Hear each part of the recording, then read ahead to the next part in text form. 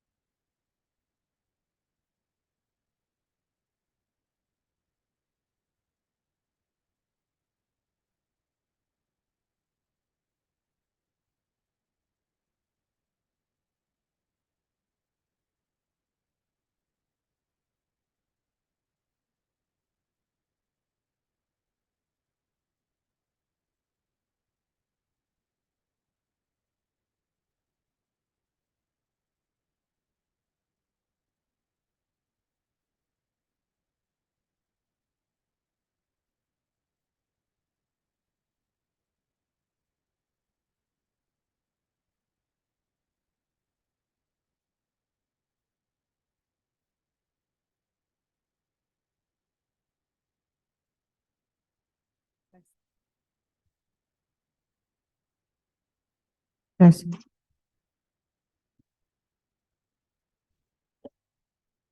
Assalamualaikum warahmatullahi wabarakatuh. Udah pada makan semua? Waalaikumsalam warahmatullahi wabarakatuh. Eh, Sesi hari ini, sesi yang ketiga, akan diberikan materi mengenai hukum kesehatan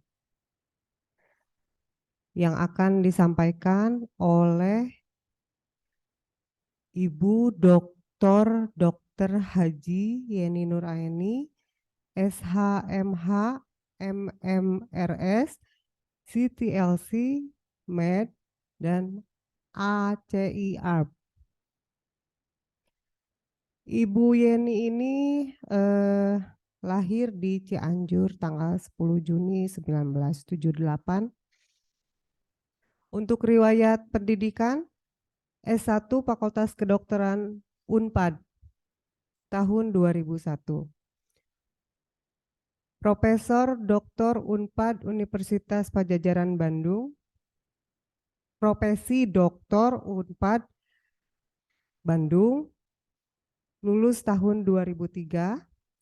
S1 Fakultas Hukum Unsur Universitas Surya Kencana Cianjur tahun 2010.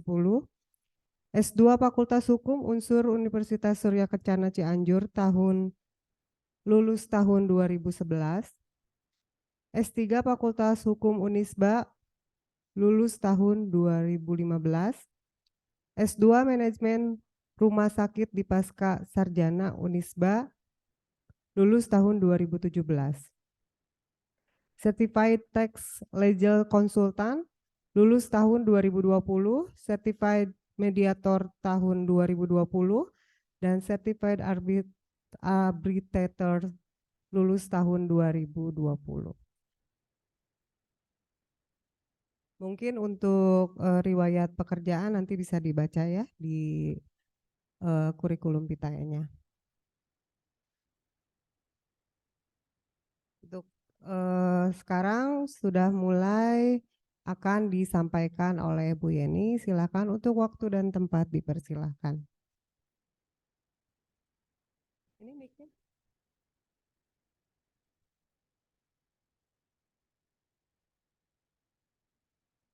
Ibu.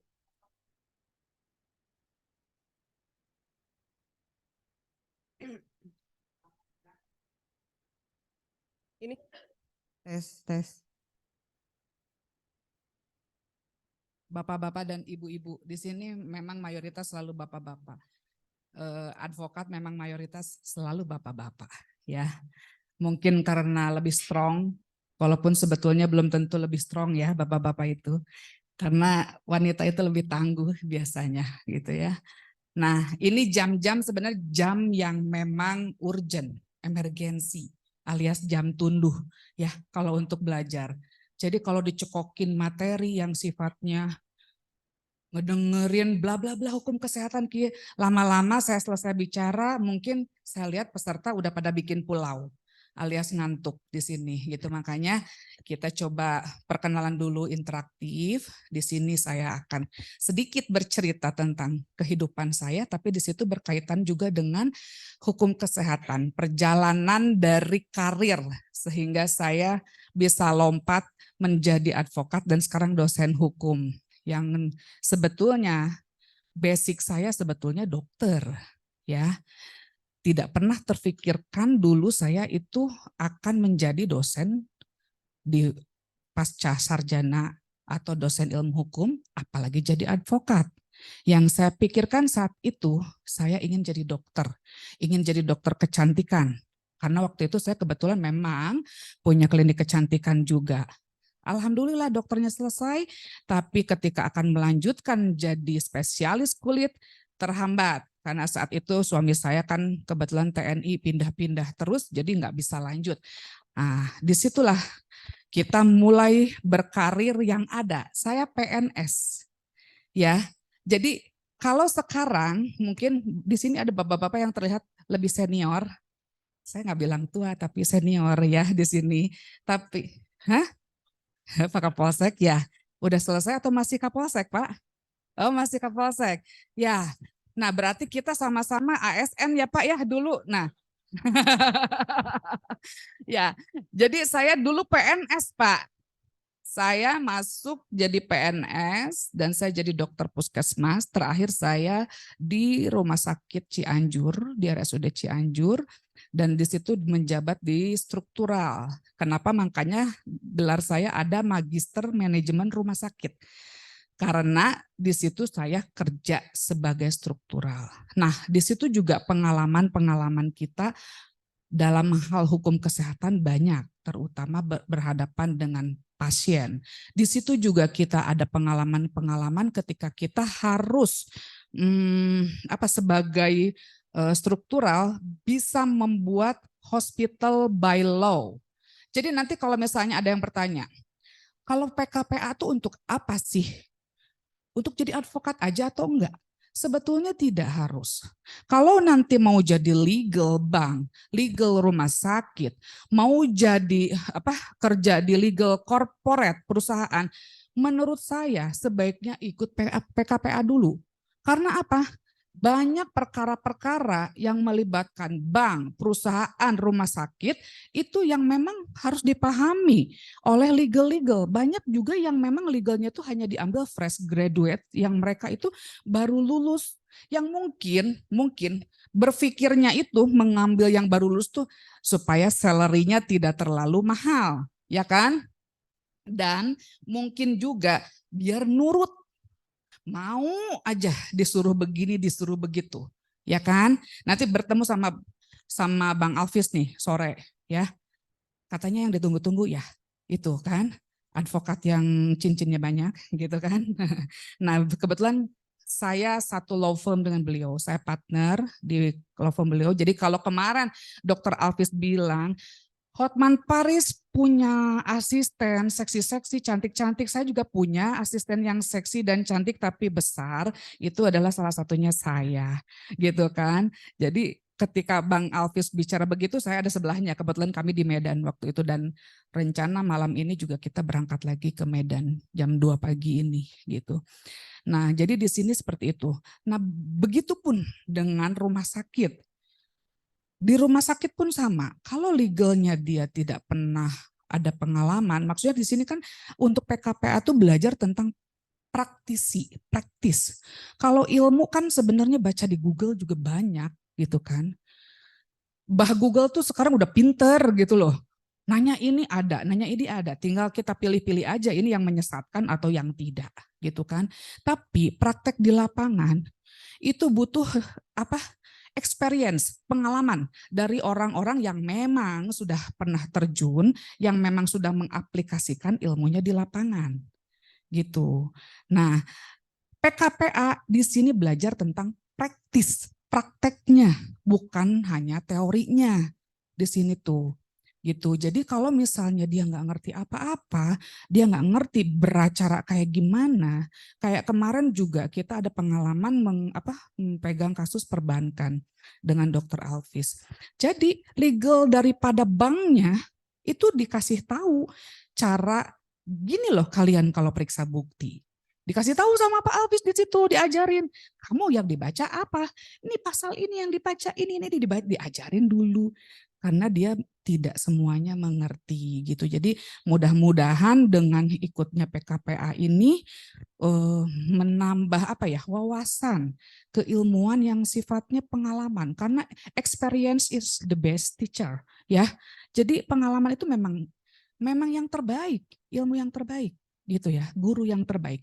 Jadi kalau misalnya ada yang sekolah terus-terusan tapi dia tidak mau mengaplikasikan ilmunya, ya sama aja kayak kita makan, tapi nggak dikeluarin lagi, kembung, ya kan?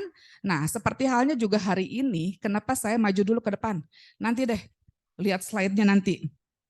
Karena apa? Saya tahu dari pagi sampai siang udah dicekokin itu dari hukum siapa? Lingkungan ya, Pak Giri. Sama apa? Wah, riet komo eta. Maaf ya, saya agak batuk tadi malam pulang malam dari Bogor. Saya kebayang itu. Sedangkan efektifnya kerja otak itu hanya 30 menit sebenarnya. Gitu. Maksimal tuh 3 jam. Kebayang tuh ya. Siang ini kebayang harus terpaksa dipolotot-polototkan matanya gitu kan. Biar seger, biar nggak ngantuk dalam kondisi udah wareg, udah kenyang gitu kan, udah makan gitu kan. Nah tapi harus bisa menangkap apa yang disampaikan. Nah jadi makanya kita di sini kita sharing pengalaman aja ya. Jadi saya memang dokter yang memang dibilangnya sama dosen saya dibilang bukan pengkhianat ya, tapi kemarin tuh Prof Dija bilangnya apa ya disebutnya tuh mutasi atau apa gitu loh, jadi guru, jadi dosen hukum di sini. Kenapa sampai begitu? Karena memang saya melihat profesi ilmu hukum ini justru paling luas penerapannya. Jadi jangan dikira bahwa advokat itu pelarian aja. Alternatif profesi yang istilahnya apa ya? Pelarian. Jangan bilang begitu. Karena apa? Saya belajar 3 ilmu ya Pak di sini. Kedokteran yang kata orang terkenal susah banget ya gitu dan susah lulus misalnya. Kemudian manajemen, saya belajar juga manajemen rumah sakit. Kemudian hukum. Menurut saya paling susah belajar hukum. Sekarang kalau bapak-bapak dan ibu-ibu mau jadi advokat, harus tahu dan harus pinter dan harus cerdik. Bukan cuman hafal pasal-pasal dihafalin semua ngolotok, undang-undang kedokteran nomor sekian bla bla bla bla bla bla bla. Ya bukan begitu. Kita harus bisa juga di sini cerdik ini dimasukkan kemana ya. Meramunya ini dengan jurisprudensi bagaimana ya. Ini kalau perkara ini dasar hukumnya nanti kemana ya. Seperti itu. Jadi tidak berarti juga kalau kita bikin gugatan, nanti kan berarti kan bikin apapun, itu hanya kopas aja. Minta contohnya, tiap perkara pasti berbeda kronologisnya, walaupun mirip gitu. Ya, sekarang kasus-kasus kesehatan juga sama. malpraktek yang ini tidak berarti sama dengan yang ini. Beda rumah sakit, beda orang, beda person, kronologis pasti berbeda. Jadi jangan main copy paste tanpa diteliti kembali karena pasti ada perbedaan. Gitu. Jadi mudah-mudahan tidak menyesal dan saya yakin ini pilihan terbaik memilih di Peradi ini karena memang di sini udah ada ahunya, insya Allah. Jadi legalitasnya memang insya Allah terjamin, gitu ya. Untuk masalah pengajar dan segala macam, kualitas pengajar segala macam itu sebetulnya tergantung dari diri kita sendiri sebagai peserta dalam hal menyikapi. Saya yakin semua pengajar ingin memberikan yang terbaik terhadap peserta yang mendengarkan di sini, gitu ya. Nah, sekarang kenapa Bu? Kok jadi dokter kan udah enak. Jadi PNS dan sebagainya, kenapa jadi milih advokat? Sebenarnya dokter dengan advokat itu sama. Ya, sama-sama di sini kita itu harus menolong orang, harus mengobati orang. Bedanya dokter mengobati fisik, kalau advokat mengobati masalah yang bikin orang itu sakit. Kan gitu, ya kan? Jadi tuntutannya sama sosialnya sebenarnya di sini. Intinya kita apapun itu ilmunya, yang penting bermanfaat untuk orang lain.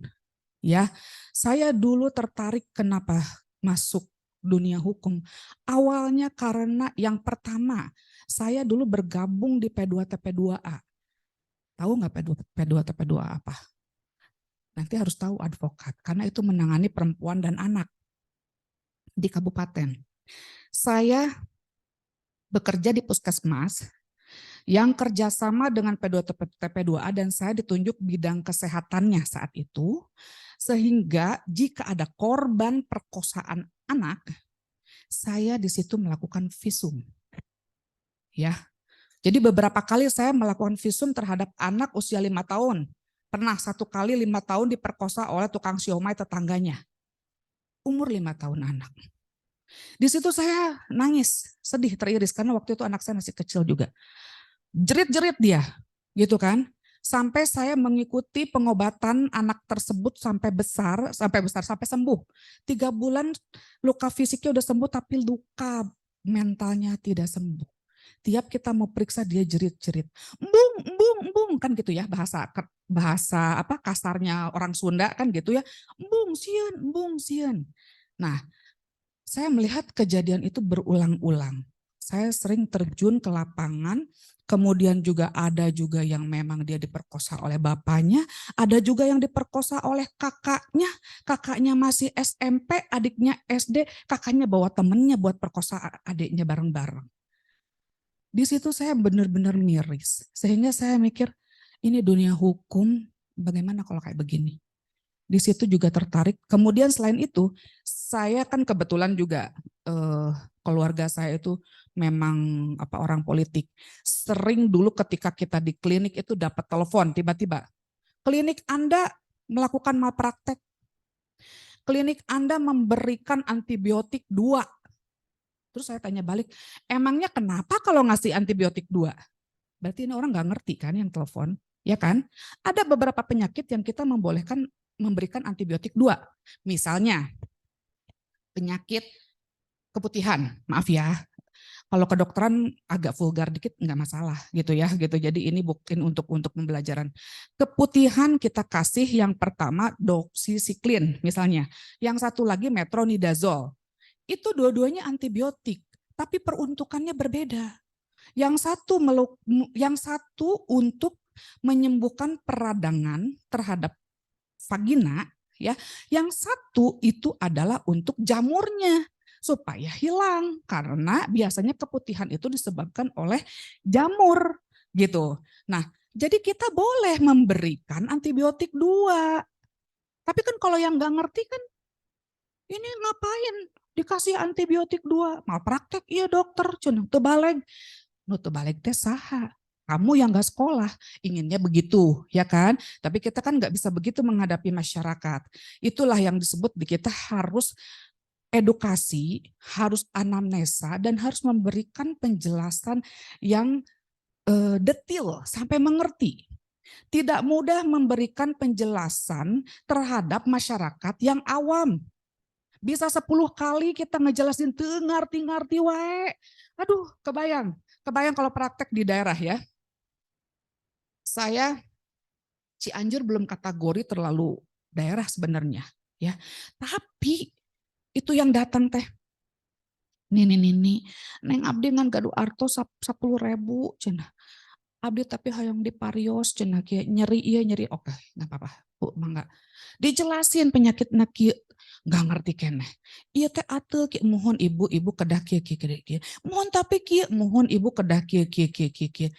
Teu ngarti keneh wae. Kadang kesel ya, duh aing si ibu ieu geus riut urang teh teu ngarti wae, pengennya marah ya, tapi gimana kasihan, tetap harus ngerti. Terus dikasih tahu, Bu nganggo obatna kieu nya. Dioleskeun tos ibak. Oh mohon ya. 2 kali Bu, mohon. Terus seminggu depan datang deui. Kunaon Bu? Ning teu damang-damang. Kunaon? Mohon ku abdi teh dioleskeun pas bade ibak. Nya moal cager ceuk urang teh atuh Bu. Udah diolesin langsung dia mandi lagi, ya obatnya hilang, ya kan? Nah kayak begitu gitu. Jadi kita tuh memang di sini harus benar-benar menghadapi pasien tuh harus sabar dan memang benar-benar harus bisa memilih kata. Nah, memilih kata sehingga bisa dimengerti oleh pasien. Jadi bukan berarti kita menggunakan kata-kata yang canggih, misalnya yang high class atau bagaimana, ya ke pasiennya nggak ngerti mau bagaimana. Kayak sekarang misalnya kita mengajar S1, mengajar S2, mengajar S3 berbeda. Ya kan? Sekarang mengajar S1, kita ajak tentang teori-teori yang udah tingkat dewa misalnya gitu ya. Yang ada molohok, eta dosen ngomong naon, cenah meureun gitu kan. Sekarang saya menyampaikan ke bapak-bapak. Kenapa saya di sini mencoba bersentuhan dulu dengan bapak-bapak dan ibu? Karena mungkin basicnya di sini belum tentu ada dulu kuliahnya hukum kesehatan. Tidak semua universitas itu ada kurikulum hukum kesehatan, betul tidak? Ya kan? Karena kebetulan di Pakuan sendiri, sekarang saya di Pakuan S1-nya tidak ada hukum kesehatan. Maaf ya sambil bolak-balik minum.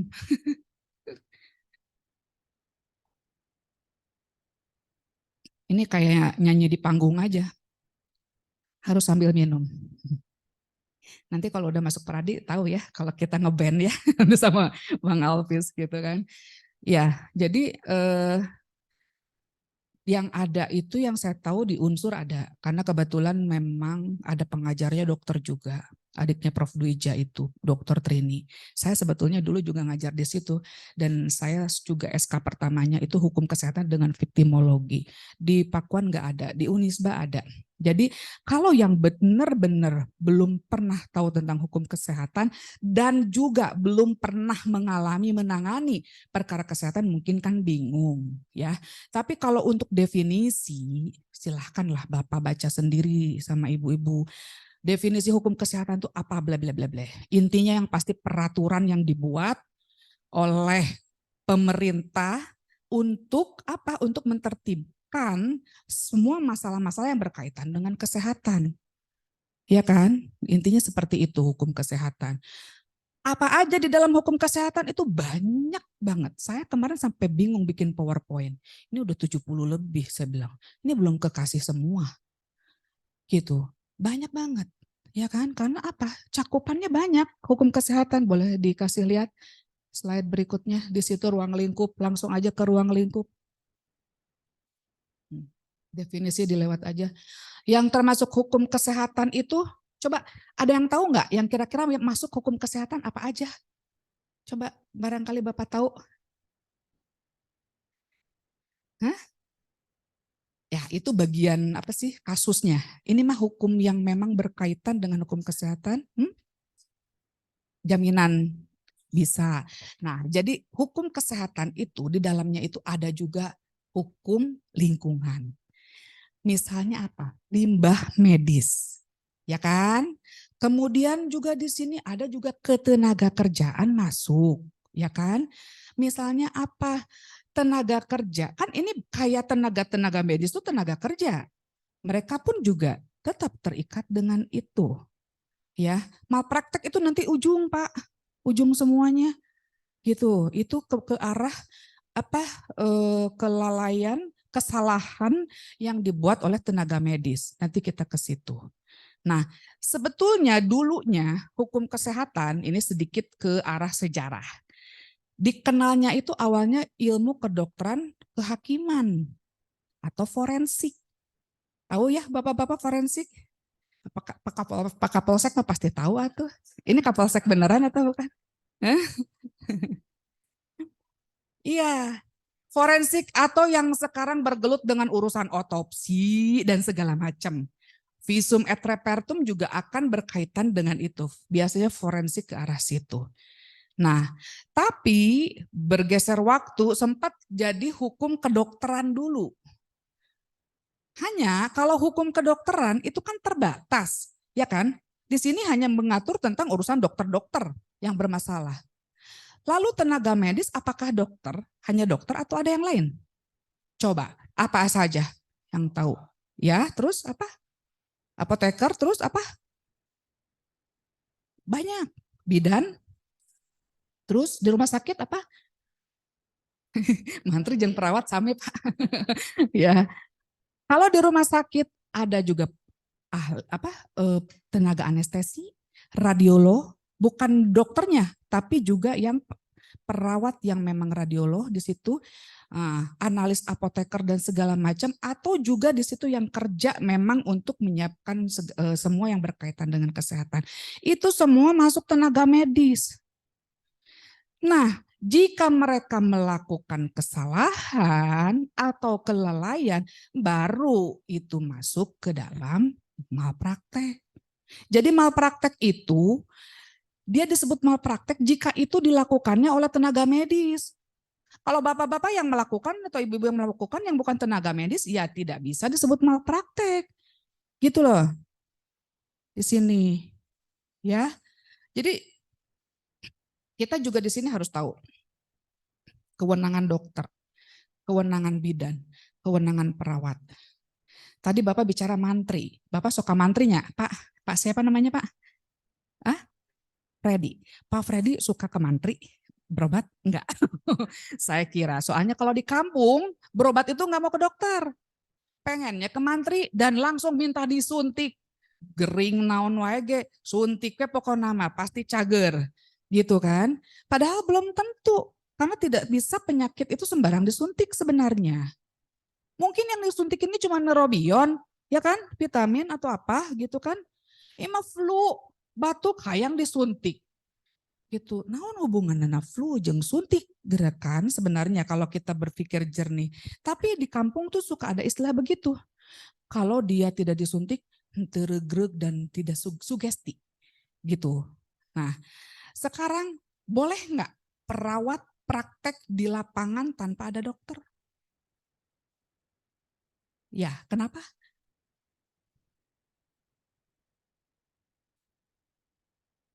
Iya, betul.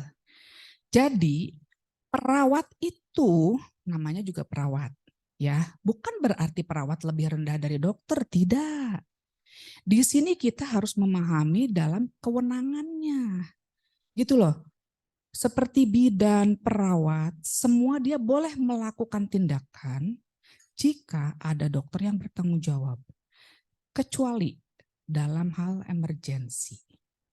Ya. Terus apakah mereka serta-merta bisa langsung praktek begitu saja? Dokter juga? Harus ada apa dulu? Apa itu namanya? Surat apa? Nah itu, surat izin praktek kalau untuk dokter. Untuk perawat juga ada surat izin SIK keperawatan untuk praktek. Bidan ada juga namanya surat izin bidan. Jadi bidan kalau belum punya SIB, jangan ingin jadi bidan desa. Ini ada pengalaman lagi. Saya nggak apa-apa ya sambil share cerita pengalaman karena memang biar nggak ngantuk. Teori tinggal baca nanti saya pasti kasih slide. Saya dulu di kepegawaian Dinas Kesehatan, Pak. Ada rekrutmen bidan PTT. Ya. Di situ saya melakukan Kalau rekrutmen teh prosesnya apa? Penerimaan, terus ada seleksi. Saya melakukan seleksi, termasuk interview. Semua. Karena ada laporan di lapangan, ada bidan, dia tuh kalau didatangin pasien nyumput. Tahu nggak nyumput, Pak? Ngumpet. Dia takut keluar. Gitu. Dia takut menangani pasien. Sampai kita tanya, ini bagaimana saya lihat lulusnya dari mana? Oh, dari Akbid Cianjur. Saya tanya, kebetulan ada dosennya di situ. Itu anak kenapa bisa jadi ngumpet? Saya bilang, apakah tidak ada praktek atau apa? Apakah dia belum latihan APN?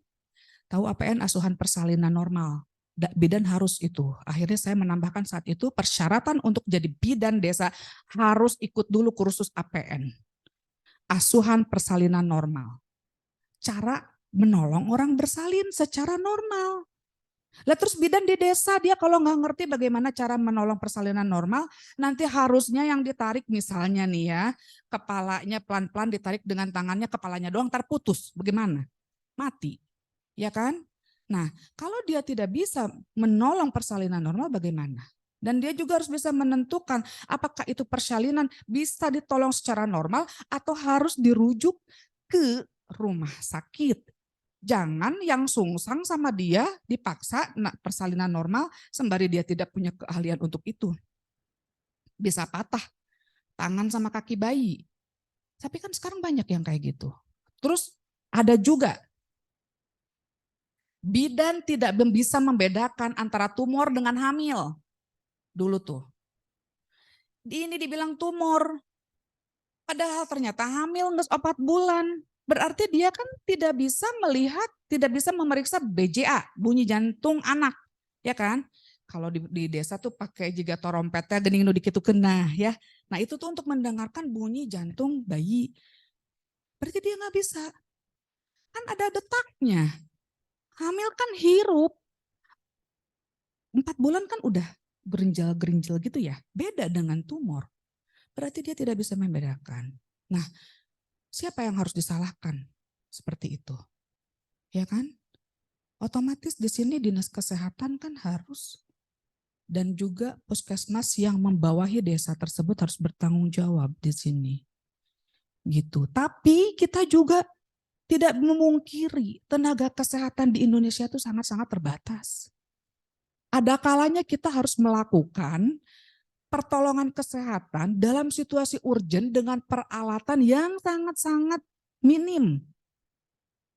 Ya, kayak di Papua atau di mana. Ada dokter, dia dokter umum yang seharusnya dilakukan sesar itu misalnya oleh spesialis kandungan. Ada kondisi yang memang harus segera saat itu dilakukan sesar. Alat seksio tidak ada, cuman ada silet atau pisau dapur. Boleh tidak dilakukan jika kondisi begitu. Coba, dalam situasi urgen, dia harus dikeluarkan, kalau tidak dua-duanya mati. Ibu dan anak. Boleh, Pak. Kita nggak bisa bilang itu malpraktek kalau kayak begitu. Alatnya nggak ada. Dikirim juga dulu ke misalnya nih ujung Papua, dikirim harus kemana? Nanti ibu kota Papua teh apa? Jayapura. Dikirim ke Jayapura 8 jam. Tentu maut di jalan, ya kan?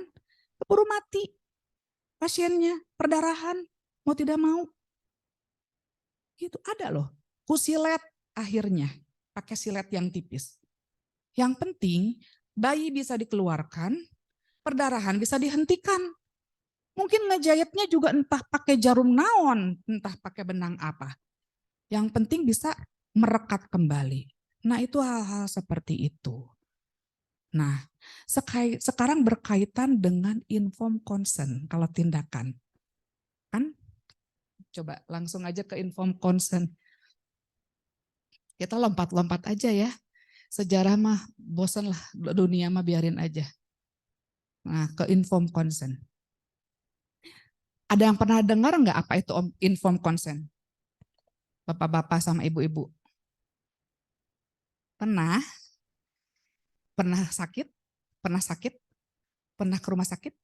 Pernah jadi pasien? Suka nggak disuruh tanda tangan sesuatu? Ya, persetujuan. Persetujuan dari pasien atau dari keluarga pasien. Informed consent. Kenapa harus diminta itu dan untuk apa? Dan untuk tindakan apa saja informed consent itu dimintakan selama ini? Ya.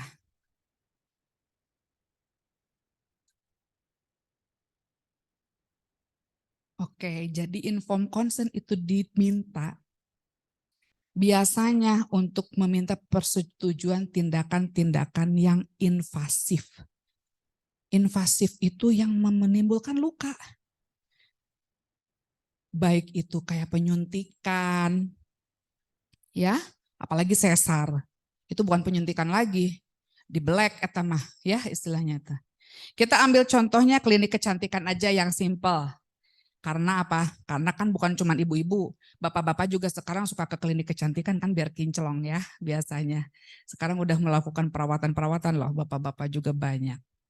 Di situ datang, dok, hoyong disuntik Vitse. Ya kan? Itu invasif tidak? Invasif ya. Kenapa? Melakukan penyuntikan. Walaupun jarumnya kecil misalnya.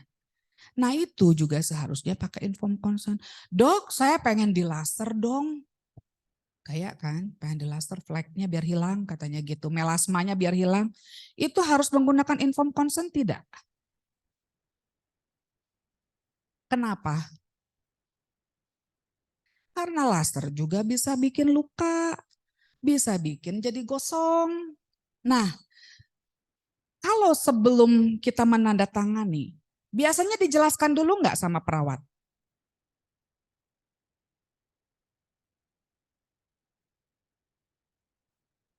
Kalau emergensi, buru-buru, ya kan? Walaupun seharusnya dijelaskan Bapak minimal, iya keadaan darurat. Ini keadaan darurat, harus segera dilakukan tindakan, mohon segera tanda tangani persetujuan ini. Ya, kita harusnya menjelaskan kita kalau sebagai tenaga kesehatan kepada pasien, kita jelaskan, ibu ini diagnosanya ini. Diagnosa itu apa? Tahu nggak Pak diagnosa? Penyakit ya, penyakit yang ditetapkan oleh dokter. Bu, misalnya kembali lagi ke klinik kecantikan. Ibu ini diagnosanya akne. Akne itu jerawat, ya. Ini diagnosanya akne. Ini aknenya udah batu, jerawat batu, Bu. Ini kalau pakai obatnya sesah, Bu. Ini harus dilakukan misalnya penyuntikan pada jerawat yang jerawat batu itu, ya. Tapi mau langsung ical, Bu. Kita ngomongnya Bandung nih ya. Bandung sama Cianjur kan memang Sunda, harus bisa bahasa Sunda. Kalau dokter praktek di Bandung nggak bisa bahasa Sunda atau di Cianjur, repot. Ya, itu jadi walaupun orang Batak atau mana ya wayahnya, advokat juga sama. Dapat klien yang memang dianya berpasir-pasir bahasa Sundanya bagaimana gitu kan. Nah, Ibu ini nanti tidak langsung hilang. Engke ayah bareureum heula, nanti ada juga setelah itu jadi bopeng dulu misalnya atau gimana, item dulu, luka kan tidak langsung hilang. Itu harus dijelaskan, jangan sampai nanti si ibu gening terus disuntik teh teu ical, jerawatna malah jadi kieu banget abdi, malah jadi kayak begini muka saya, Dok. Jangan sampai begitu. Kalau laser juga harus dijelaskan ini gosongnya berapa hari. Bu ini 5 hari baru bersih, seminggu baru bersih. Nanti mungkin ada juga yang memang jadi luka atau bagaimana. Atau jadi merah dulu, itu harus dijelaskan semuanya. Enggak boleh kita juga malas menjelaskan itu semua. Gitu. Ya. Jadi seperti itu yang namanya informed consent. Kalau bisa baca benar-benar informed consent tersebut. Ini ada yang online. Oh, enggak apa-apa ya, saya jalan-jalan begini buat yang online, mohon maaf. Yang penting terdengarkan suaranya, terdengar tidak? Halo? Dengar Bu, dengar Bu. Baik, terima kasih. Gitu. Jadi seperti itu untuk informed consent ya.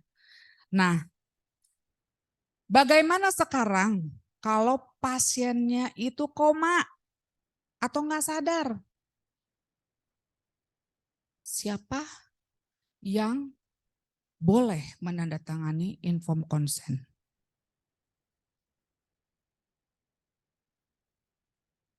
Oke, yang seperti apa keluarganya? Boleh nggak anak yang 5 tahun? Udah baca ya? Bagus. Ya, jadi di sini keluarga yang memang dia itu cakap dan layak dan memang kooperatif. Jadi dia bisa ngerti gitu loh. Jangan asal main tanda tangan di sini. Info kan kalau misalnya dalam kondisi misalnya kecelakaan lalu lintas dan sebagainya, kondisi pasien udah ngorok, kesadarannya GCS-nya udah nggak, udah 3 misalnya yang sifatnya udah ngorok kayak gitu udah nggak sadar.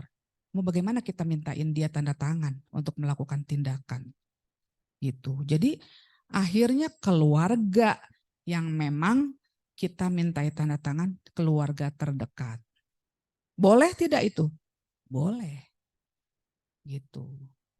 Ya, jadi nanti kita pun harus bijak sebagai advokat.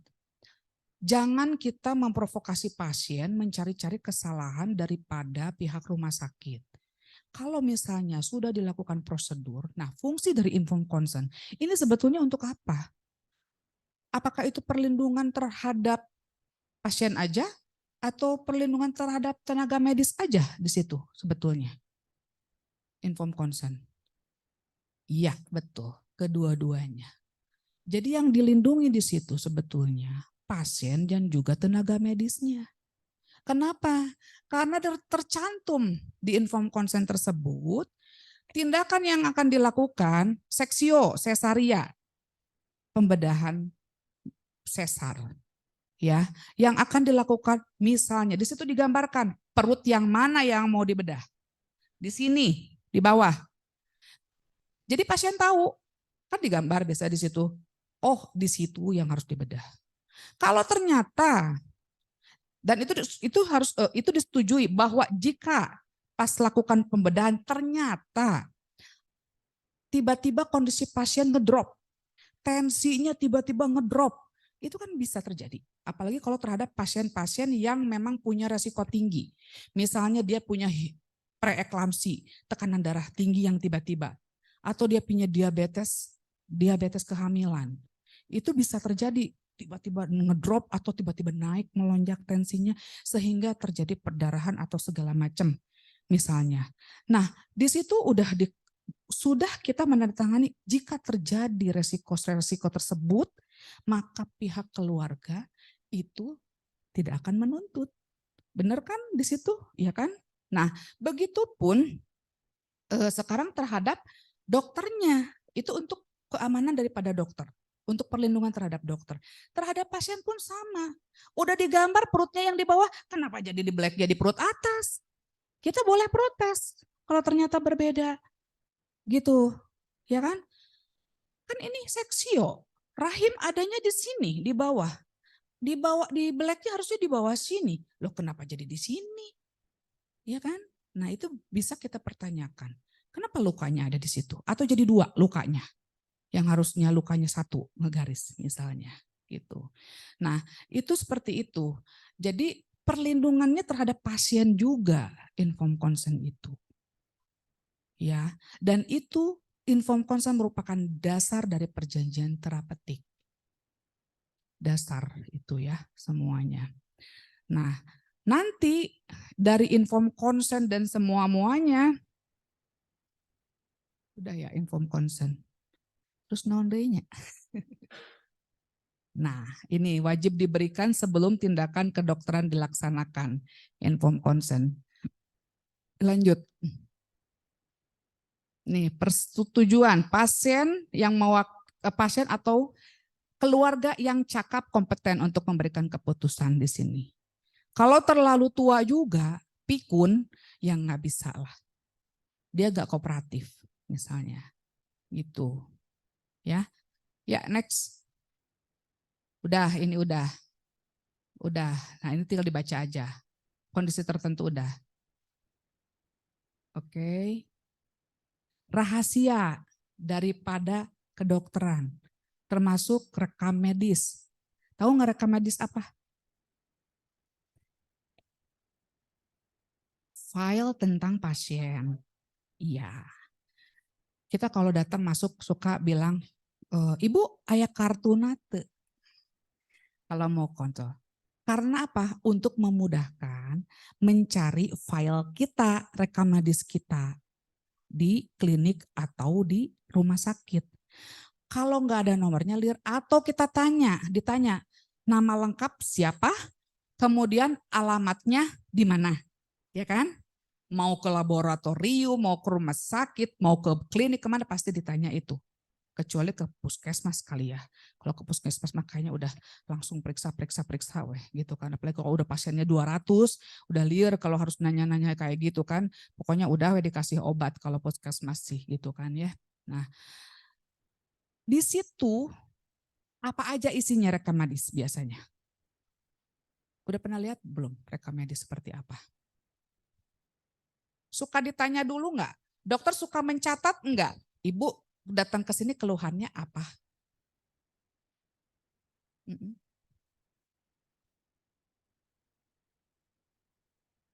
Mm-mm.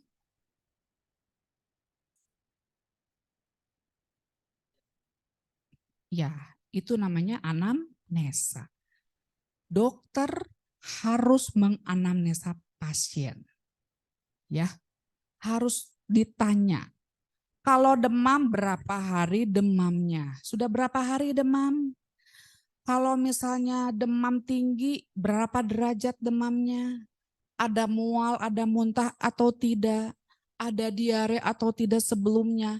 Ada batuk atau tidak sebelumnya? Diagnosa demam, gejala demam aja diagnosanya beribu-ribu, ya kan? Bisa ke COVID, bisa ke tifoid, tifoid itu tipes ya, bisa ke demam berdarah, bisa ke infeksi saluran kencing, macam-macam demam aja gitu. Flu aja macam-macam, sekarang ada flu Singapura, ada flu burung, flu onta, flu kuda, entar lama-lama juga ada mungkin ya. Gitu. Jadi tidak mudah menentukan diagnosa demam juga dalam satu waktu. Jadi kita tuh jangan sembarangan dokter teman tebecus cenah. Orang denges diobaran, kita udah diobatin berkali-kali nggak sembuh-sembuh. Lah terus kita tanya, misalnya sakitnya apa? Ya cenah, saya kan sakitnya tuh kan demam tinggi misalnya ya, sampai 39 derajat Celcius. Terus udah gitu udah turun, tapinya ternyata malah tambah lemes dan sebagainya. Dikasih obatnya apa? Amoxilin. Kalau demam tinggi seperti itu ke arah mana? Ke arah virus kan biasanya. Dikasih obatnya antibiotik, bisa nggak sembuh? Kan nggak bisa, nggak nyambung. Makanya seringkali dokter menyuruh melakukan pemeriksaan penunjang tambahan. Misalnya laboratorium. Untuk menentukan demam, membedakan ini demam berdarah, membedakan ini demam apa namanya tadi tuh tifus, itu dilihat dari hasil laboratorium. Jadi jangan protes, mahal laboratorium teh dok, ini mah periksa teh semua harus diperiksa, bukan begitu. Itu untuk ketepatan diagnosa. Nanti kalau ada salah diagnosa diprotes lagi, ya kan? Itulah, itu intinya apa ya? Di sini saya berbicara antara sebagai pasien dan juga sebagai dokter di sini. Kita harus bijak di sini. Jangan gampang protes kalau kita nggak ngerti dulu. Harus ngerti dulu, malu nanti. Main protes, main marah, main apa, baru ngerti gitu kan. Prosedur dan segala macamnya gitu. Jadi di sini kita belajar seperti itu. Nah, kalau hasil labnya udah dilihat, oh ternyata leukositnya turun. Ya kan? Oh berarti ini ke arah tipes. Oke.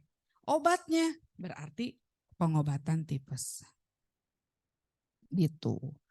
Nah, jadi seperti itu. Nah, rekam medis itu kan terapinya juga dicantumkan semua. Termasuk penyakit-penyakit kita dimasukkan. Boleh nggak sembarangan dibuka? Atau diberikan dokter ke orang lain? Kalau ada yang minta, boleh nggak?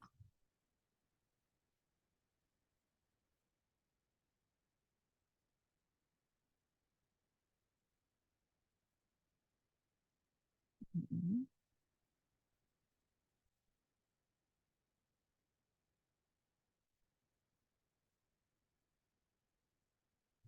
Iya, berarti itu pemberiannya melalui jalur medis itu sendiri. Maksudnya kalau sembarangan nggak boleh kan? Karena apa itu? Karena itu rahasia pasien. Kita nggak bisa sembarangan. Misalnya balik lagi ke klinik kecantikan, ada pasien datang bisul. Maaf ya, pasti suka ada yang bisulan deh di sini gitu kan. Datang bisul, misalnya, dok, pengen diobatin bisulnya karena nggak pecah-pecah, misalnya gitu. Terus gimana ngilanginnya? Udah selesai teh pulang pasiennya tuh ngomong-ngomong. Itu pasien tuh bisulan dan segala rupa, tulis bisulnya ukurannya segede gini dan sebagainya. Cina bisulnya teh meni deket di situ dan sebagainya. Aduh, nggak boleh kayak begitu. Itu rahasia pasien. Gitu. Penyakit-penyakit pasien tidak boleh sembarangan kita buka, kita ceritakan ke orang lain. Ya, kecuali penyakit yang memang menular. AIDS juga kontroversi loh dulu, masih riuh. Dilarang kita membuka identitas orang yang misalnya punya penyakit AIDS. Tapi di satu sisi, dia kesana kemari menularkan. Bagaimana perlindungan terhadap orang yang ditularkan oleh dia? Gitu loh. Terutama istrinya misalnya atau keluarganya. Itu ya. Jadi rekam medis boleh dibuka, boleh diberikan kepada memang orang yang berwenang dan seharusnya. Termasuk seperti otopsi dan visum. Sama. Apa beda visum sama otopsi? Ini ke kedokteran kehakiman. Ada yang tahu nggak? Itu sama-sama pemeriksaan untuk menunjang perkara. Apa coba beda visum sama otopsi? Nah iya. Kalau visum itu untuk orang yang masih hidup. Kalau otopsi untuk yang sudah meninggal. Ya, jadi melakukan otopsi juga kita tuh benar-benar, saya dulu cerita lagi nih, saya waktu di forensik itu melakukan penggalian 3 kali. Udah gitu visum lumayan lah ada sampai 30 ya. Macem-macem itu. Kita tuh di forensik itu belajarnya bukan cuman bagaimana cara meriksa mayat, kita belajar juga bagaimana kehidupan dari apa belatung. Belatung itu bisa menentukan ini mayat itu udah meninggal berapa lama. Jadi kita tahu siklus belatung, harus tahu di situ. Oh ini ternyata udah meninggalnya seminggu. Dengan apa? Dengan ukuran belatung itu. Karena ukuran belatung itu misalnya udah sekian senti. Ini berarti meninggalnya udah berapa hari. Gitu. Di situ. Dulu pernah saya dulu otopsi yang itu juga. Terus udah gitu ukuran. Ukuran ini ya. Udah pasti ukuran benda-benda ya kalau tusukan tajam, tumpul, memar semua itu udah otomatis. Gitu itu forensik. Yang ada saat itu yang repot kalau udah yang memang dia itu penggalian saya muntah terus karena baunya minta ampun kan, pakai kopi, pakai naon gitu mempan udah mual. Itu bener-bener makanya dulu sempet sih terpikir ingin ingin jadi dokter forensik tapi setelah dipikir-pikir ah udahlah. Soalnya suka ada yang ngintil ke rumah. Ada aja yang ngikut gitu kan, ting tong nggak ada orangnya. Kalau udah selesai kita di forensik tuh dulu kayak gitu. Nah itu pun sama, tidak bisa kita sembarangan membuka hasil daripada itu. Visum, yang penting dari visum tuh apanya sih Pak? Yang paling penting?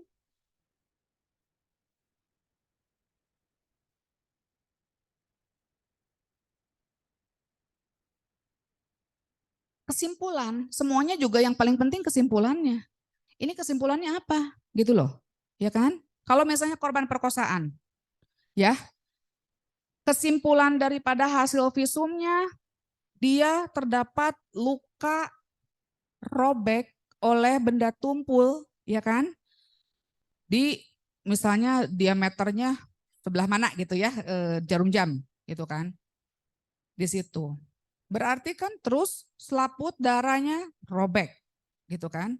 Udah otomatis itu mengarah ke perkosaan, gitu. Kalau ternyata tidak ditemukan, harus bagaimana? Makanya kalau visum itu harus segera visum itu, gitu kan? Nah, itu visum itu tidak mudah, ya. Dulu banyak dokter yang dia itu mundur untuk melakukan visum. Karena apa? Karena seringkali dokter kan yang melakukan visum tuh harus dia tuh menjadi saksi, ya, suka diminta ya jadi saksi di pengadilan dan sebagainya, dan sering mendapat intimidasi dari aparat-aparat. Harus begini, harus begitu segala macam, ya. Kayak kasus Sambo kemarin kan kasihan sebenarnya, ya kan, mendapat intimidasi dan sebagainya.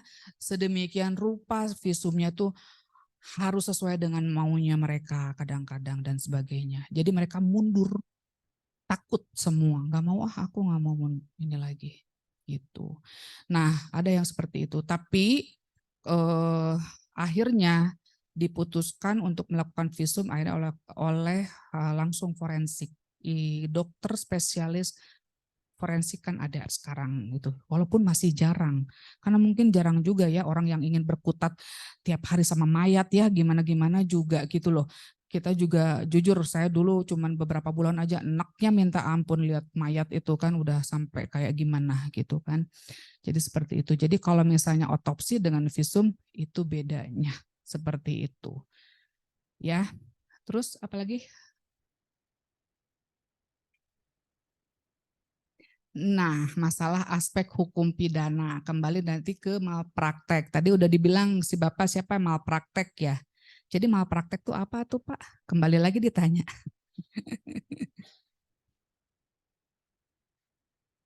Oke, jadi kesalahan atau kelalaian yang dilakukan oleh tenaga medis. Itu di garis bawah loh, harus tenaga medis. Ya, kalau bukan tenaga medis itu tidak bisa disebut malpraktek. Gitu. Ya. Nah,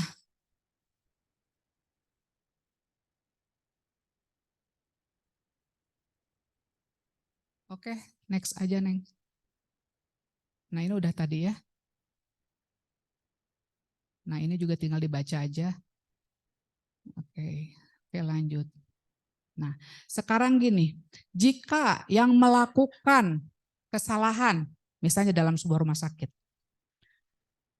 yang melakukan kesalahan tuh perawat di emergensi, misalnya, itu yang harus bertanggung jawab siapa? Kenapa dokter? Ada dokter dokter penanggung jawab, dokter penanggung jawab, perawat yang melakukan. Oke. Terus sekarang, kalau ternyata udah sesuai dengan SOP, terus siapa yang bertanggung jawab? Boleh nggak dituntut rumah sakitnya, boleh nggak?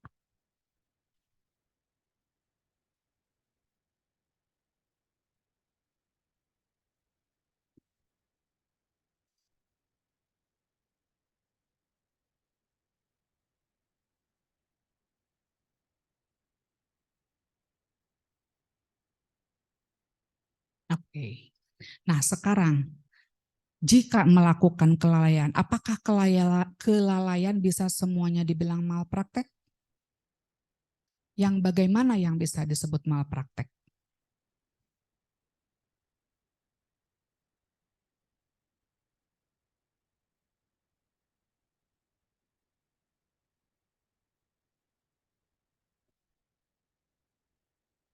Ya, jadi gini, inti daripada malpraktek yang unsur pidana, memenuhi unsur pidana yang utama itu adalah harus ada unsur sengaja. Kembali ke mens rea dan actus reus. Ada niat, ada perbuatan. Ah Bu, nggak mungkin atuh dokter melakukan hal yang sengaja untuk pasiennya. Ada. Apa coba? Oke. Itu salah satu contoh. Apalagi dia melakukan aborsi itu untuk mencari uang. Gitu. Itu contoh ya. Kalau misalnya hanya kelalaian ya, dia sudah berusaha melakukan terus lalai dan tidak kelalaian tersebut tidak berakibat fatal terhadap pasien, misalnya hanya luka ringan, kemudian pasiennya tersebut bisa menerima, itu tidak perlu masuk ke ranah pidana. Kecuali kelalaian yang menyebabkan cedera berat, cacat, atau kematian. Itu baru. Itu. Ya. Jadi nggak bisa sedikit-sedikit malpraktek, sedikit-sedikit malpraktek, sedikit-sedikit malpraktek.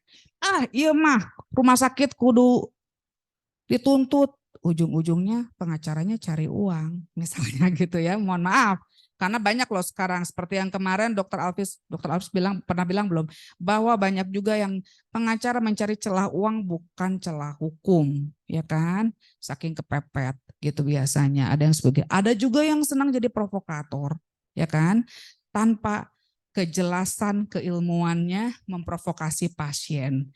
Ada juga yang nakut-nakutin pasien dan sebagainya. Pasien apa? Ya, pengacara yang nakut-nakutin pasien. Karena apa? Di rumah sakit itu suka ada yang nongkrong.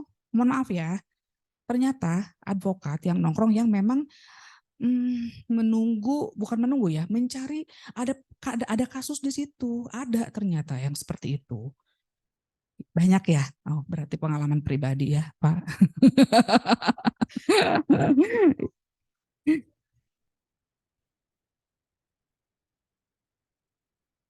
Iya. Nah, keren berarti. Berarti ini benar-benar akan menunjang profesi Bapak, keilmuan ini, gitu kan? Ya, Insya Allah tidak akan sia-sia berkantuk-kantuk di sini beberapa hari, selama berapa minggu, insya Allah akan ada hasilnya. Sedikit atau banyak, minimal Bapak dan Ibu-ibu bisa kenal dengan narasumber-narasumber. Kalaupun tidak selesai diskusi di sini, tidak sempat bertanya, tidak bisa kita nanti di luar ketemu, konsul by phone bisa, lewat WA juga bisa. Nanti saya kasih pasti nomor WA ya kalau memang mau juga konsul. Jadi seperti itu ya. Kita kalaupun mau mendampingi. Nah, terus sekarang gini ya. Bapak pengalaman kan menangani perkara-perkara di lapangan atau teman-teman Bapak. Seringnya melakukan penyelesaiannya melalui apa? Ya, mediasi biasanya penal, ya kan? Nah, Pak siapa namanya tuh tadi? Oh, yang itu Kanit, yang ini Kapolsek ya? Siapa Bu? Nama saya Dira, Bu. Siapa? Dira. Dira. Ya. Oke. Ya. Nah, tadi Bapak udah bilang dengan melalui proses mediasi. Kenapa sih? Kenapa, Pak? Nah, kita berbicara saya di lapangan berbicaranya sih kekeluargaan dulu, Bu. Ya, ketika ini bisa diselesaikan dengan kekeluargaan, terutama penanggung jawab di rumah sakit itu biar enak. Kalau yang di bawahnya suka berbelit-belit dan alhamdulillah biasanya langsung penanggung jawab rumah sakit. Kita bicarakan ini loh sebetulnya pasien ini kronologisnya seperti ini dan tolonglah, dan di kami juga bahasa hukum nama pro bono ya. Jadi tidak ada unsur untuk finansial karena berbicaranya kita relawan, dan akhirnya si rumah sakit itu juga memahami terus bisa ditangani gitu, Bu. Ya, mayoritas penyelesaian sengketa medis itu memang melalui proses mediasi. Makanya kenapa saya mengambil mediator juga di sini. Jadi nggak sembarangan kita tuh sekolah ini. Asal sekolah cuman untuk nambah gelar, tidak Pak di sini. Ini bukan untuk juga kita pamer gelar, tidak ya, tapi untuk memotivasi, karena saya sekolah itu semua udah dalam keadaan beranak pinak istilahnya, udah bukan gadis, udah punya anak gitu ya. Nah, jadi Pertama, memang seluruh perkara itu kan memang harus melalui proses mediasi, ya kan? Baik di pengadilan, baik di dalam pengadilan, ya kan? Yang kedua, dalam perkara kesehatan, ya, mayoritas itu akibat kelalaian yang itu sedikit unsur kesengajaannya, ya kan? Kadang tidak ada. Jadi di situ proses kekeluargaan akan lebih baik dilaksanakan karena setiap dokter, setiap tenaga kesehatan pun pasti ingin melihat pasiennya itu sakit. Tapi upaya yang dilakukan itu tidak selalu sesuai dengan harapan. Saya bilang juga namanya dokter itu dengan advokat hampir sama. Seperti kita nolong klien, ya enggak? Kan kita melakukan upaya hukum. Hasilnya kan tidak selalu sesuai harapan, benar enggak? Kita harapan pasti ingin selalu menang, selalu dengan sesuai keinginan klien. Kita boleh tidak menjanjikan? Tidak boleh kan? Dokter pun sama. Tidak boleh menjanjikan kesembuhan. Bu, pokoknya mah dijamin Bu, pakai obat ieu langsung kinclong Bu, seminggu fleknya langsung hilang, murudul. Dokter kalau ngomong kayak begitu, taunya udah sebulan malah makin mehong, makin hitam, ya kan? Terus mau bagaimana? Gak boleh, kabur, ya kan? Gitu, nggak boleh. Kita sampaikan, kalaupun melakukan pengobatan atau apapun itu kita sampaikan. Ibu, ini yang bisa menghilangkan flek ibu ini ada beberapa metode pengobatan. Kita melakukan upaya, Bu, siapa tahu ini cocok dengan ibu. Bukan coba-coba.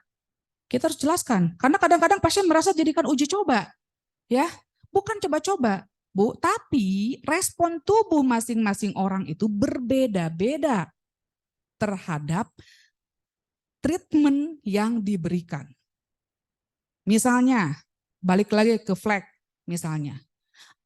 Ini ada pengobatan yang dinamakan misalnya peeling. Peeling yang diolesin, Bu, ini kerasa panas. Nanti Ibu 5 hari kemudian Ibu akan ngelupas. Ya kan? Ibu akan ngelupas, otomatis fleknya akan ikut ngelupas. Tapi Bu, ada yang fleknya disebut deep melasma, yang di dalamnya itu lebih luas. Sehingga ada kalanya setelah mengelupas yang di atas akan terlihat lebih hitam dulu. Ibu yang sabar ya. Ibu sabar terus melakukan treatment, nanti lama-lama dengan rutin akan mulai hilang.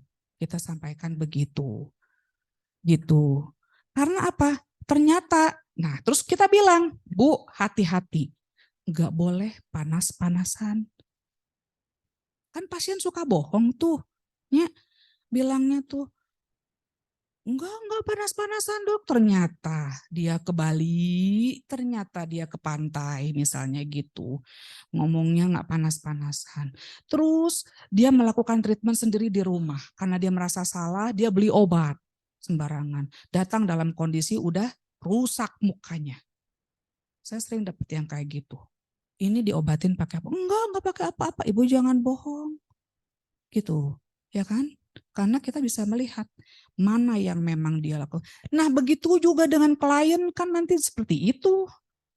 Klien ya musuh terbesar daripada advokat itu adalah klien, jangan salah. Dia tidak selalu puas dengan apa yang kita lakukan, dia kasak kusuk sendiri, kejeblos aja. Gara-gara dia kasak kusuk nggak bilang-bilang misalnya gitu kan, nyalahinnya ke kita, nanti kayak gitu. Itu nanti coba pasti mengalami lah di lapangan seperti itu. Saya juga sering kayak gitu dan saya sering ngomel-ngomel tuh sama ke Pak Alvis, saya bilang, tapi Pak Alvis mah ini sabar banget. Itu memang sabar banget menangani klien dan saya belajar sabar dari beliau. Jadi kalau nanti mau belajar ke beliau itu ini banget lah, insya Allah nanti sore ya. Nah seperti itu. Nah ini pun sama ya.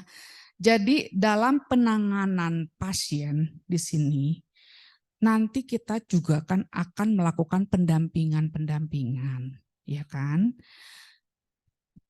Ada kalanya juga legal rumah sakit itu ada kerjasama dengan advokat-advokat yang di luar rumah sakit. ya. Saya pernah masuk jadi konsultan di rumah sakit di situ, ya. Nah, di situ kita juga bisa melakukan kayak semacam legal opinion segala macam dan sebagainya, termasuk menghadapi perkara-perkara di lapangan. Jika ada pasien yang dia sudah mediasi, keputusannya misalnya nih, dia udah selesai mediasinya, dia menerima bahwa dia disekolahkan, nanti dia dibiayai, dia kemudian bisa berobat gratis di rumah sakit, terus dia nuntut lagi, boleh enggak Pak ke rumah sakit? Karena ini ada loh yang kayak gitu. Kalau sudah selesai dalam proses mediasi dan apa yang sudah dicantumkan dalam tetapan ya, dalam penetapan mediasi tersebut dilaksanakan oleh pihak rumah sakit dan sebagainya udah sesuai. Tidak ada yang memang melanggar itu dan tidak ada yang melenceng. Tidak ada wan prestasi dan segala macamnya, makanya itu tidak bisa dia melakukan lagi tiba-tiba tuntutan lain yang di luar itu, karena sudah disepakati gitu loh. Cuma seringkali pasien itu ada yang memprovokasi gitu. Tuntut deui we naon ieu teh dengan sakit kudu naga sakit gitu kan, ada yang kayak gitu. Gitu. Jadi di sini kita makanya saya bilang yang bijak kita menghadapi semuanya. Berusaha kita juga menilainya harus secara holistik. Jangan terpotong, jangan terputus memeriksa dalam perkara itu. Dan benar-benar kita gali sejujur-jujurnya dari pasien tersebut. Jangan sampai kita, oh gampang kata mah, pokoknya tenang we pasti beres. Jadilah pendengar setia dulu. Jangan lantas menjanjikan, anu kita mah gampang. Nggak bisa kayak begitu, main gampang, ujung-ujungnya hese, susah, tidak selesai. Itu, seperti itu. Oke lanjut, saya sekarang kayaknya duduk deh. Capek juga berdiri.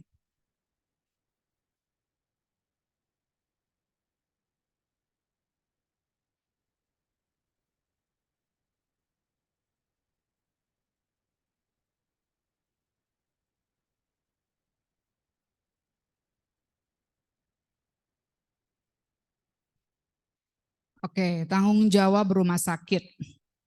Tadi udah disampaikan ya, udah dibahas untuk pasal-pasal segala macamnya. Nanti tinggal dibaca. Jadi yang punya kode etik itu bukan cuma rumah sakit.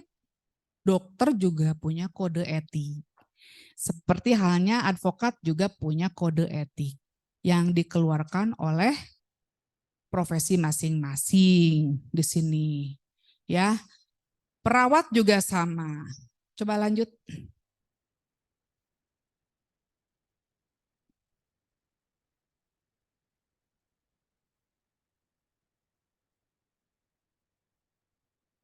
Ya, ini tanggung jawab tenaga kesehatan tadi kurang lebih sudah disampaikan ya tanggung jawabnya daripada tenaga kesehatan.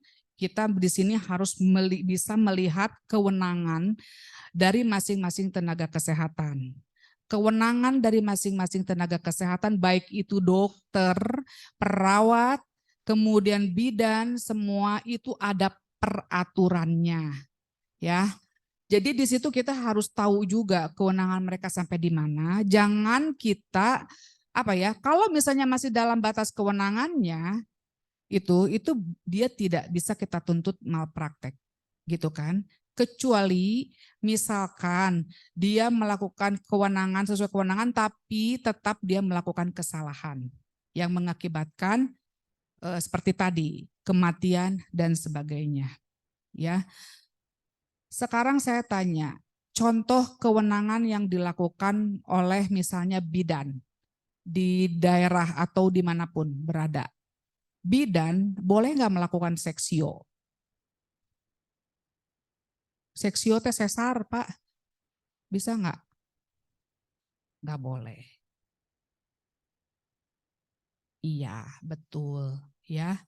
Terus perawat ya di sini boleh nggak melakukan pembedahan tulang misalnya? Boleh nggak? Nggak boleh. Itu jadi banyak hal-hal yang terjadi di lapangan itu yang rancu kadang-kadang, benar nggak? Dan seringkali perawat itu dan bidan itu juga melakukan misalnya atas permintaan dari masyarakat itu sendiri. Ketika ada permasalahan itu mereka baru bingung, ya. Nah, di sini juga kita harus bisa melihat. Nah, gini ya, banyak juga pengobatan tradisional yang melakukan tindakan invasif. Itu seperti harus gimana kita menanganinya? Tahu nggak pengobatan tradisional yang invasif? Ya kan? Nah, peraturannya kan berbeda di sini, tapi tetap masih berjalan. Sebenarnya tugas dari Kemenkes, Dinas Kesehatan itu berat di sini. Ya kan? Karena apa? Resiko yang terjadi di lapangan terhadap masing-masing orang yang menjadi konsumen atau pasien itu bermacam-macam. Tidak semua berhasil. Sama saja dengan pengobatan yang biasa. Betul tidak? Gitu. Giliran terjadi perdarahan atau apa yang sifatnya memang membuat pasien tersebut akan menyebabkan meninggal atau cacat atau apapun itu yang sifatnya luka berat, maka mau tidak mau. Nah, ini peraturannya masih tumpang tindih yang kayak begini sebetulnya. Ya. Jadi masih terkotak-kotak sebetulnya peraturannya di bidang kesehatan itu. Gitu. Tadi saya bicara masalah unsur sengaja sama lalai. Ya. Jadi kata kunci daripada unsur sengaja itu adalah pelaku mengetahui perbuatannya tidak boleh dilakukan karena bersifat melawan hukum. Udah tahu nggak boleh aborsi tuh, tetap aja dilakukan malah bikin pelang gitu, ya kan? Udah tahu, pasti nggak mungkin dokter itu tidak tahu kalau aborsi itu melawan hukum, pasti tahu, tapi tetap dilakukan. Itu namanya unsur sengaja. Kemudian pelaku melakukan dengan sengaja hal tersebut yang berarti pelaku menghendaki akibat dari perbuatannya. Dan memang dia pun menghendaki keguguran itu terjadi. Kematian daripada janin itu terjadi. Gitu loh. Itu yang udah benar-benar bisa dijerat pidana. Yang seperti itu. Itu. Ya. Kemudian kalau kelalaian ini tadi ya di sini yang disebut dengan culpa, kelalaian ini kan.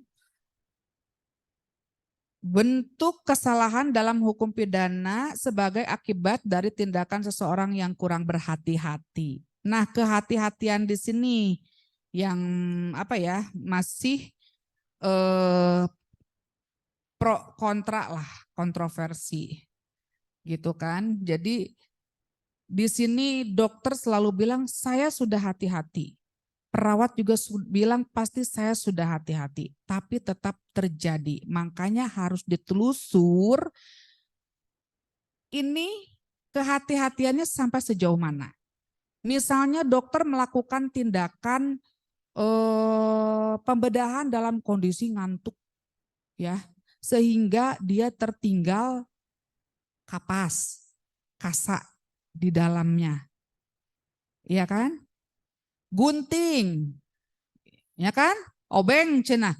Mah si bapak operasi pakai obeng, kebayang we eta dicongkel ya gitu.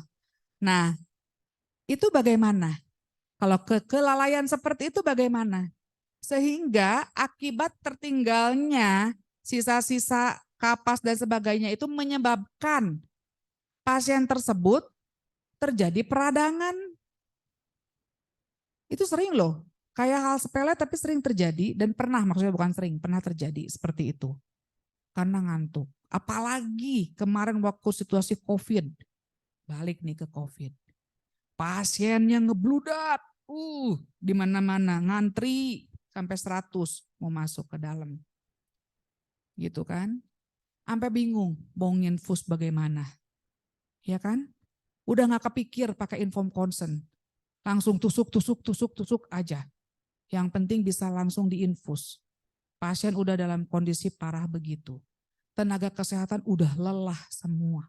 Mereka sendiri beresiko tinggi terkena COVID. Mereka sendiri udah teler semua. Lalu terjadi kelalaian. Bagaimana dengan situasi seperti itu? Menurut Bapak. Yang lain coba. Jangan Bapak wae. Sok. Nanti saya tanya, saya bawa buku loh. Yang bisa jawab, yang jawab melulu saya kasih buku banyak ini. Ada buku tentang perkembangan pidana, ada yang manajemen rumah sakit, termasuk yang Dr. Alvis juga ada di sini. Terus ada juga buku tentang masalah peradilan anak. Nanti saya kasih buku, saya bawa buku banyak di sini nanti. Tapi bukan untuk panitia.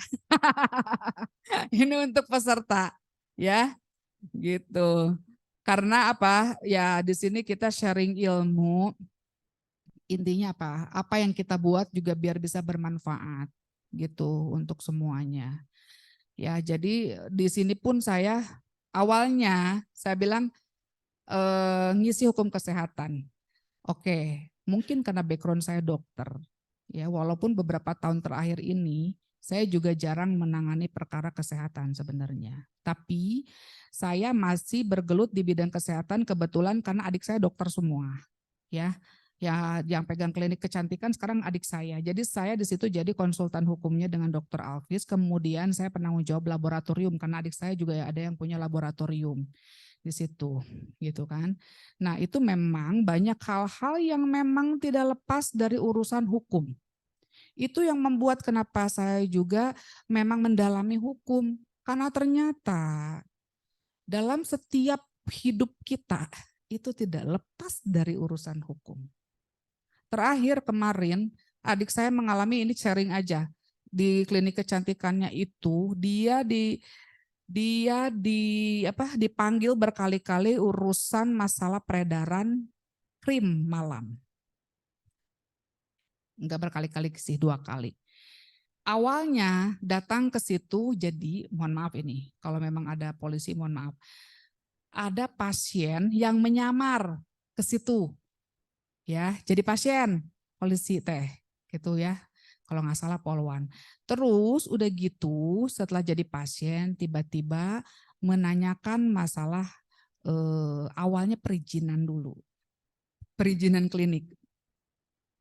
Perizinan klinik lengkap ya. Klinik tuh klinik kecantikan dengan salon beda loh ya. Nanti kita coba cerita sedikit juga tentang itu. Perizinan klinik lengkap, lalu karena lengkap perizinan klinik pindahlah dia ke urusan obat. Nanyain masalah obat, peredaran obat. Alhamdulillah sudah ada juga suratnya peredaran obat itu, ya. Kan kalau peredaran obat tidak satu persatu, tidak berarti izin peredaran obat krim malam, krim pagi kan enggak keseluruhan di situ. Lagi pula kita ada apoteknya, ada apotekernya di situ. Pindah ke racikan obat. Saya bingung. Emang dia ngerti racikan obat? Gitu loh. Siapa yang berhak sebetulnya memeriksa racikan obat? Nah, boleh tidak? Boleh tidak polisi langsung meriksa racikan obat? Enggak kan? Harusnya dia bekerja sama dengan BP POM, dengan Dinas Kesehatan. Di situ. Ini mah, saya tuh mengerti banyak segala. Emang kamu tahu hidroquinon apa? Emang kamu tahu tretionin itu apa? Emang kamu tahu kortikosteroid itu apa dan sebagainya yang dipakai dalam racikan obat? Gitu loh. Ujung-ujungnya, maaf, Dek, pasti ya, gitu. Saya bilang jangan dikasih. Karena kalau kita kasih seolah-olah kita yang salah. Tidak perlu. Ujung-ujungnya jadi ATM nanti, saya bilang. Gitu. Kalau kita tidak salah, untuk apa kita takut? Itu saya waktu itu sampai saya laporkan juga waktu itu ke kebetulan Saber Pungli ya, waktu itu kebetulan teman kuliah yang Maijen Agung itu teman S3. Saya bilang ini parah banget dan ternyata terjadi beberapa apoteker yang memang mohon maaf dijadikan ATM dimintai rutin untuk urusan obat. Itu. Jadi maksud saya tuh janganlah kayak begitu gitu kan. Apotek tuh nggak semuanya dia itu penghasilannya banyak loh, ya kan? Ada untung dari obat itu tidak selalu banyak, banyak yang sedikit. Dia cuma untungnya berapa tiap bulan diminta 7,5 juta dan sebagainya. Kasihan mereka juga cari uang gitu loh. Kalau memang ada kesalahan yang bertanggung jawab untuk menegur, controlling terhadap klinik-klinik itu siapa? Dinas Kesehatan dulu, bener nggak kalau di kabupaten, ya kan? Gitu, Dinas Kesehatan, kalaupun memang ada pelanggaran-pelanggaran di situ, baru jika misalnya pelanggaran tersebut memang sudah tidak bisa ditolerir kembali, baru gitu kan. Jadi jangan tiba-tiba polisi masuk ke situ, nanyain urusan racikan obat, dipermasalahkan racikan obat krim malam. Ngarti ge henteu naon eusina krim malam itu gitu loh. Ingredientnya memang ada di situ, cuman kan apa yang dia ngerti tentang itu gitu loh. Maksud saya gitu. Ketika kita mau turun, akhirnya berhenti. Gak jadi, nggak diterusin. Ya udah, selesai. Alhamdulillah. Gitu seperti itu. Jadi nanti pun di lapangan mungkin bapak-bapak sama ibu-ibu juga mendapat klien seperti itu. Siapa tahu, ya kan? Kan sering tanya, kalau mau jadi advokat tuh selain advokat apa aja sih? Pernah ada yang nanya, lulusan sarjana hukum mau jadi apa? Saya bilang banyak sebetulnya lulusan sarjana hukum tuh. Sekarang kalaupun mau masuk ke dinas-dinas di kabupaten, semua ada bagian hukum. Ya kan? Semua ada bidang hukum, semua ada. Baik itu rumah sakit, baik itu keuangan daerah, dan yang lain-lain semua ada bidang bagian hukumnya. Pemda itu semua ada bagian hukumnya. Ada. Nah, tapi orang hukum tuh di sini harus pinter. Kalau sekarang jadi advokat tuh harus pinter. Kalau nerima perkara tentang kesehatan, ya mau nggak mau dong. Harus mau belajar tentang hukum kesehatan dengan segala perintilan tetek bengeknya. Sekarang kita dapat perkara perbankan mau nggak mau harus mau belajar tentang masalah bank, tentang masalah hukum-hukum yang berkaitan dengan perbankan semuanya. Saya juga sama belajar lagi. Karena perkara yang kayak Pak Alvis tangani macam-macam. Saya sebetulnya basicnya liniernya adalah pidana. Ya, pidana. Saya S1, S2, S3 pidana. Giliran dapat perkara perdata, pusing juga awalnya. Belajar lagi perfounding, naon iya cukurang teh poho deui, ya lupa lagi kita tuh kan, belajar lagi. Oh iya iya iya. Tapi alhamdulillah bosnya baik. Jadi setiap saya tanya walaupun itu hal yang sederhana selalu menjelaskan. Kita belajar lagi, belajar lagi. Gitu. Perbankan pun sama, belum pasar modal dan sebagainya. Terakhir kemarin saya belajar kepailitan. Itu kenapa? Karena kebetulan kita ngajar S2, mahasiswa banyak yang kurator. Mereka ngambil tesisnya itu ada tentang homologasi, PKPU. Waduh, iya makhluk baru lagi kita. Kita tuh kalau ngebimbing nggak bisa dong kita terlalu bego, terlalu nggak ngerti. Akhirnya saya sama Pak Alvis ikut kurator. Minimal, walaupun mungkin kita belum menangani perkara kurator, tapi kita tahu membimbing mahasiswa seperti apa itu kepailitan, seperti apa itu PKPU, apa yang dimaksud dengan homologasi dan sebagainya, gitu. Sampai saya dibilang di sana, dibilang dokter yang salah pergaulan. Cuman dokter yang ikut kurator kayaknya saya doang di situ. Selama ini nggak ada. Jadinya ini kenapa kok bisa ada dokter ada di sini? Kok ngapain dokter ikut jadi kurator? Pertanyaan-pertanyaan itu gitu kan. Intinya ilmu apapun itu berkaitan dan tidak akan rugi kita itu mencari ilmu. Gitu. Apalagi advokat. Jadi jangan ada istilah, karena saya kadang suka miris ya, eta mah saking pagawean we jadi advokat. Jangan begitulah. Jangan salah loh, profesi advokat itu luar biasa, mulia. Sama seperti dokter, tergantung siapa? Tergantung kitanya. Ya kan? Kita mau dicap advokat apa, gitu aja, gitu kan. Nah sekarang dalam hal menangani ini, kan banyak, ini baru kulitnya hukum kesehatan, bener nggak?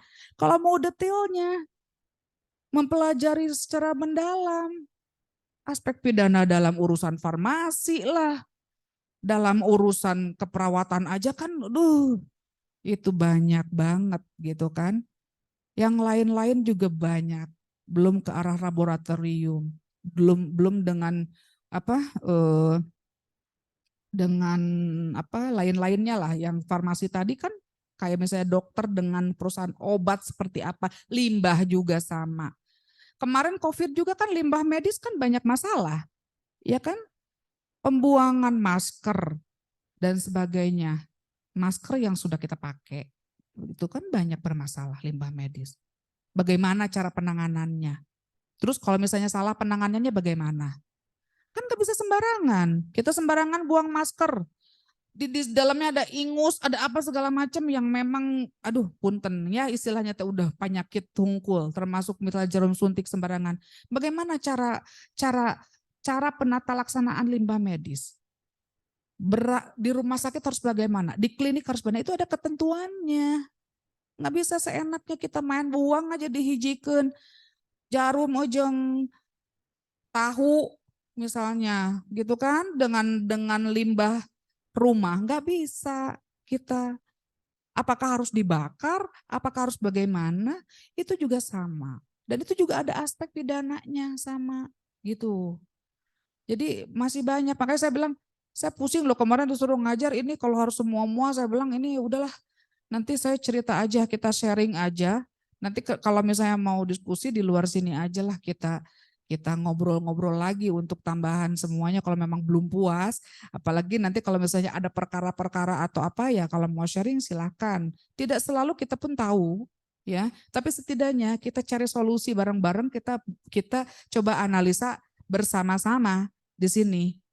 Dosen, pengajar itu belum tentu mereka lebih pintar ya gitu. Tapi mereka punya kesempatan mengajar dan mungkin ada pengalaman lain yang belum dialami oleh mahasiswanya atau juga pesertanya.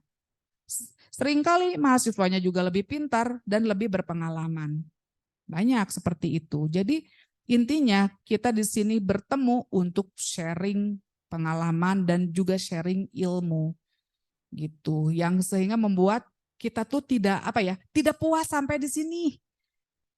Udahlah capek, nggak secukup sakit tue taunya, jangan gitu.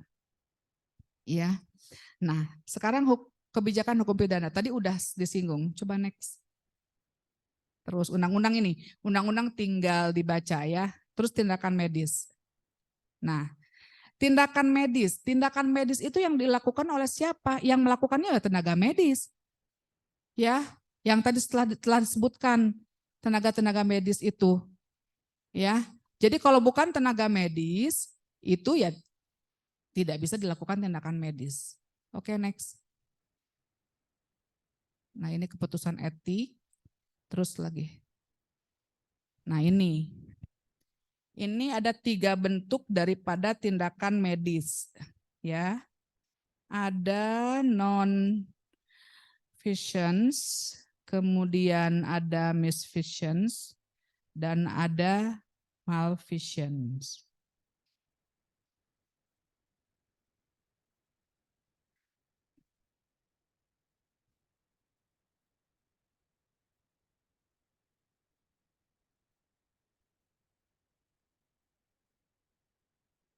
Oke. Non-visions itu adalah tidak melakukan tindakan keperawatan yang merupakan kewajibannya. Ya, takut ketukar saya. tidak melakukan tindakan keperawatan yang merupakan kewajibannya. Baik itu dokter, baik itu perawat, baik itu bidan. Ya, misalnya pasien seharusnya dipasang pengaman di tempat tidur tapi tidak dilakukan sehingga pasien tersebut jatuh. Pasien yang untuk dalam kondisi dia itu tidak sadar atau dalam kondisi pasien yang kalau kadang-kadang dalam kondisi tidak sadar, ada kalanya dia itu melakukan gerakan-gerakan yang menyebabkan dirinya bisa jatuh dari tempat tidur. Sehingga seringkali diikat, ya kan? Ya. Nah, ternyata tidak diikat, tiba-tiba jatuh. Nah, itu yang disebut dengan non-fashion di sini. Ya. Jadi dia tuh tidak melakukan tindakan medis yang merupakan kewajibannya dan akhirnya menyebabkan pasien tersebut terluka.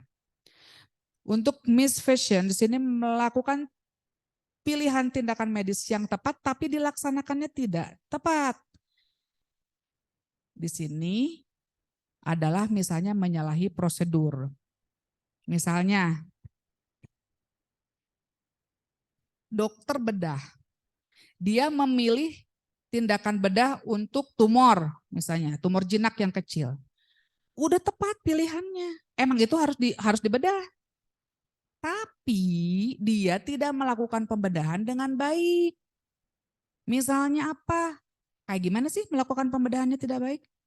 Dia melakukan anestesinya misalnya kurang. Dulu pernah tuh kejadian sama suami saya. Mohon maaf kita tidak sebutkan rumah sakitnya ya. Tapi rumah sakit tentara, pokoknya nama eta. Dia ada benjolan di leher, ya. Terus udah gitu dilakukan pembedahan benjolan tersebut. Ternyata anestesinya kurang. Atau adugan, ya. Da tentara oge manusia, bener tuh. Nyeri, adugan. Saya di luar nunggu. Kenapa itu kok sampai teriak-teriak gitu loh. Setahu saya dia orangnya menahan sakitnya benar-benar bisa. Ternyata obat anestesinya habis. Kemudian tidak ditambah lagi. Jawabannya teh gini, kata dokternya, udahlah tahan we-nya ada bapak mat tentara ieuh cenah. Itu bisa berakibat fatal enggak? Ya bisa. Orang menahan sakit berlebihan, apalagi kalau dia punya hipertensi bisa pecah pembuluh darahnya. Tumornya tidak bikin mati mungkin ya, tidak bikin, yang bikin mati pecah pembuluh darahnya nanti. Gitu loh. Nah seperti itu. Pilihannya udah tepat tapi tidak dilakukan dengan tepat. Gitu. Banyak yang terjadi seperti itu kan. Gitu. Atau misalkan dia melakukan penjahitan terhadap luka. Ya. Ternyata menjahitnya itu kurang rapi sehingga menyebabkan luka tersebut terbuka lagi. Gitu kan? Kan kalau misalnya tujuan dijahit itu biar lukanya nyambung, ya. Selama berhari-hari nanti nempel lagi kan kulit tuh kan. Nah, ini ternyata enggak. Gitu. Nah, itu juga sama. Terus malfashion melakukan tindakan yang melanggar hukum atau tidak tepat atau layak. Nah, ini udah jelas-jelas melakukan tindakan medis tanpa indikasi yang memadai. Ya. Jadi di sini melakukan tindakan yang melanggar hukum atau tidak tepat. Misalnya apa? Datang pasien, dia tidak harus dirawat. Kekeh aja dipaksa harus dirawat sama kita. Harus diinfus dan sebagainya, padahal tidak perlu. Gitu loh. Indikasinya tidak memadai untuk memenuhi indikasi bahwa dia itu harus dirawat pasiennya. Tapi kekeh harus dirawat aja. Itu juga nggak bisa. Itu termasuk ke dalam malfashion. Next.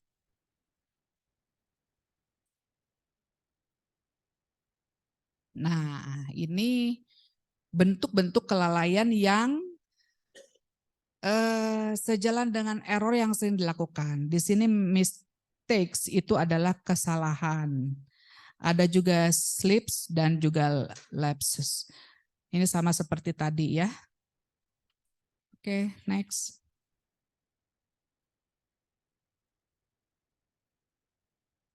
Nah ini nanti baca ya, banyak banget ini.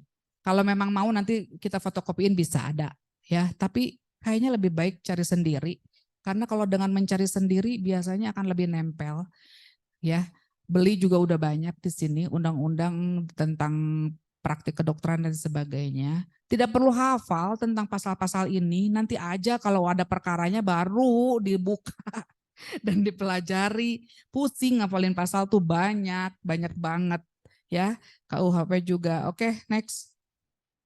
Nah, udah ya tadi malpraktek itu apa? Dan malpraktek adalah setiap sikap tindakan yang salah, kekurangan keterampilan dalam ukuran tingkatan yang tidak wajar. Ini dalam Black Law Dictionary. Kemudian malpraktek adalah sikap tindakan yang salah dalam pemberian pelayanan terhadap pasien yang tidak benar oleh profesi medis. Ya, ini harus profesi medis. Oke, next. Berikutnya. Nah, jadi malpraktek itu melakukan sesuatu yang seharusnya tidak boleh dilakukan oleh seorang tenaga kesehatan.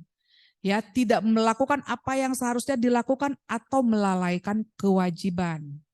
Ya, kemudian melanggar suatu ketentuan menurut atau berdasar peraturan perundang-undangan. Oke, berikutnya. Nah, ini faktor-faktor yang dapat menyebabkan terjadinya tindak pidana dalam tindakan medik di sini adalah